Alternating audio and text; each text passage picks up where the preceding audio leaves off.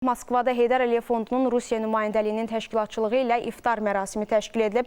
Heydər Əliyev Fondunun vitse-prezidenti Leyla Əliyevanın təşəbbüsü ilə təşkil olunan tədbirdə fondun Rusiya nümayəndəliyinin humanitar proqramlar şöbəsinin müdürü Tamilla Əhmədova ölkəmizdəki tolerantlıq mühitindən danışıb. Bildirib ki, Azərbaycan mədəniyyətlər arası və dinlər arası dialoqun mühüm mərkəzinə çevrilib. Mərasimdə şəhidlərin xatirəsi yad edilib, daha sonra azan oxunub. İştirakçılara bədii proqram təqdim olunub.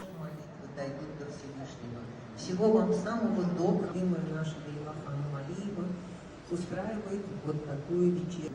В наступившем уже священном месяце.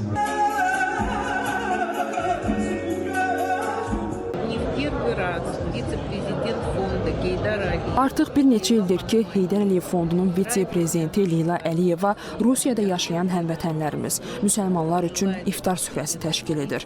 Ramazan ayı təkcə yeməkdən, sudan uzaq olmaq deyil, qəlbi təmizləməyə, ruhu açmağa, xeyirxah əhval-ruhiyyəyə köklənməyə çağırışdı.